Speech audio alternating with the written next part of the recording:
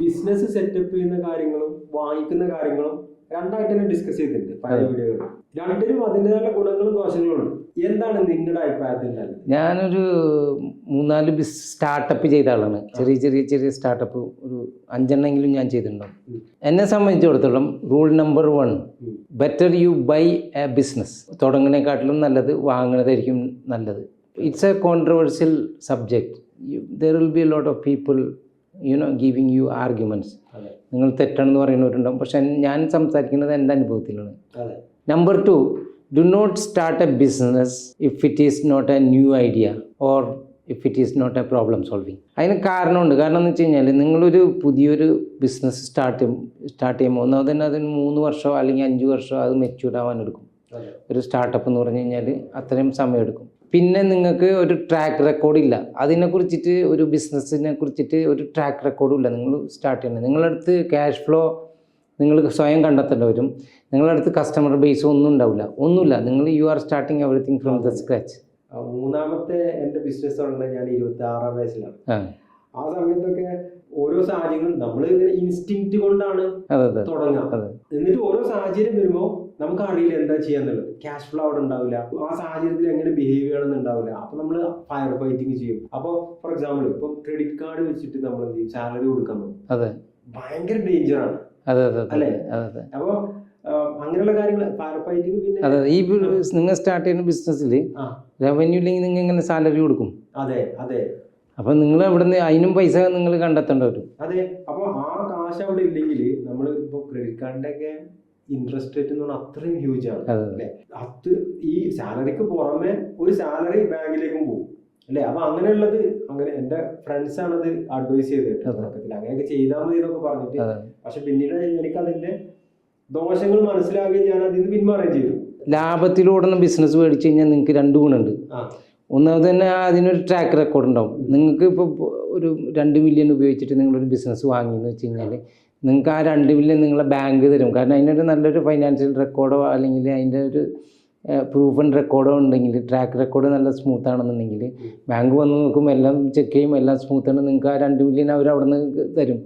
നിങ്ങൾക്ക് ഡേ 1 തൊട്ട് തന്നെ നിങ്ങൾ ലാഭത്തിലോട്ടുന്ന ബിസിനസ് ആണെങ്കിൽ definitely there is a profit coming. So you don't have to keep any money you don't have to find any money for the salaries, for maintenance. എപ്പോഴും ശ്രദ്ധിക്കുക എന്ന് പറഞ്ഞു കഴിഞ്ഞാൽ ഒരു ബിസിനസ് വാങ്ങുമ്പോൾ ഇപ്പോൾ ഒരു 5 വർഷം അതിനെ മെച്യൂർ ആവാൻ സമയം എടുക്കുന്നുണ്ടെങ്കിൽ നിങ്ങളൊരു 3 വർഷത്തെ പൈസ നിങ്ങൾക്ക് കൊടുത്താലും അല്ലെങ്കിൽ XX അല്ലെങ്കിൽ XXX കൊടുത്തിട്ട് ഒരു ബിസിനസ് മേടിച്ച് കഴിഞ്ഞാലും നിങ്ങൾക്ക് പിറ്റേ ദിവസം തൊട്ട് അതിൻ്റെ റവന്യൂ ആയി. നിങ്ങൾക്ക് വന്നിരിക്കുക, കസേരയിലിരിക്കുക, കാര്യങ്ങൾ ഡ്രൈവ് ചെയ്യുക, ഭംഗിയായിട്ട് അതിനെ ടേക്കപ്പ് ചെയ്യുക എന്നുള്ളതാണ്. മറ്റേത് നിങ്ങൾ എല്ലാ പ്രഷറും നിങ്ങൾ ഏറ്റെടുക്കേണ്ടി വരും.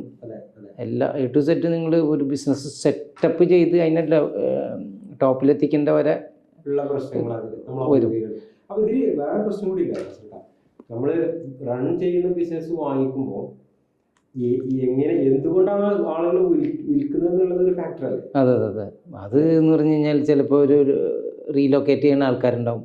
ചിലപ്പോൾ പ്രായമായിട്ട് അവർ നിർത്തി മതിയായിട്ട് ഇഷ്ടംപോലെ പൈസയായി എവിടെയെങ്കിലും റെസ്റ്റ് എടുക്കണം. പിള്ളേരൊക്കെ അവരുടെ നല്ല ജോലിക്കാർ, ഗവൺമെൻറ് ഉദ്യോഗസ്ഥന്മാർ, അല്ലെങ്കിൽ അവർക്കൊന്നും അതിന് താല്പര്യമില്ല, ബിസിനസ് ചെയ്യാൻ താല്പര്യമില്ല. നിങ്ങൾ അതിൻ്റെ ട്രാക്ക് റെക്കോർഡ്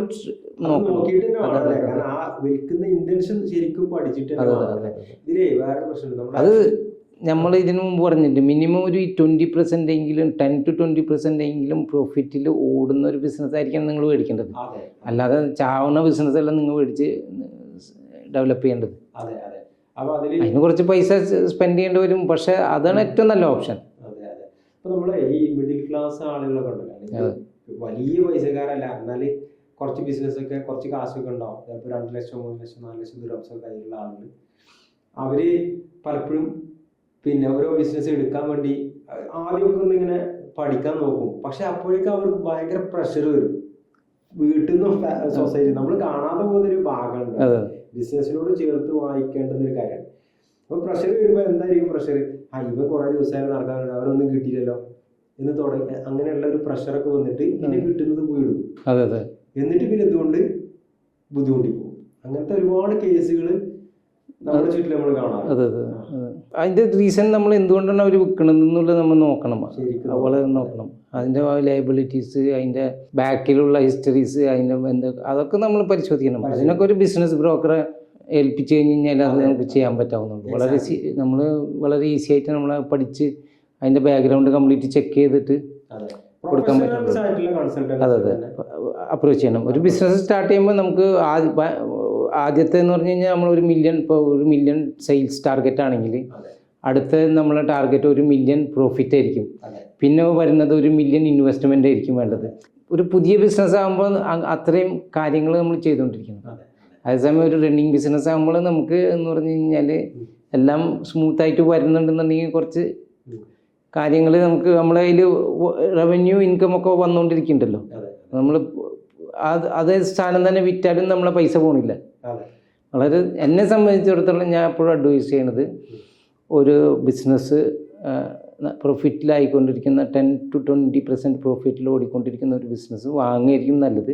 പക്ഷെ വാങ്ങുമ്പോൾ നിങ്ങളൊരു നല്ലൊരു ബ്രോക്കറെ ഉപയോഗിച്ച് വാങ്ങുക. അതിൻ്റെ ടാക്സ് അടച്ച പേപ്പറുകൾ, അതിൻ്റെ പിന്നെ ബാങ്ക് സ്റ്റേറ്റ്മെൻറ്റുകൾ, അതിൻ്റെ ക്രെഡിറ്റ് റൈറ്റ്സുകൾ, അതുപോലെ തന്നെ കസ്റ്റമർ, ഈവൻ അവിടെ നിൽക്കുന്ന പണിയെടുക്കുന്ന സ്റ്റാഫിൻ്റെ റിവ്യൂ, അവരോട് ചോദിക്കണം, നീ ഇവിടെ എത്ര കൊല്ലമായി, നീ എന്താണ്, നീ ഹാപ്പിയാണോ, എന്താണ് സ്ഥിതി, ഇതൊക്കെ അന്വേഷിച്ചിട്ടേ മേടിക്കുള്ളൂ. അല്ലാതെ ഓടിപ്പോയി എന്തായാലും മേടിക്കില്ല. But there are lot of business that people want to sell because of they want to leave. So you can buy one of those business and run, and you can become a good businessman.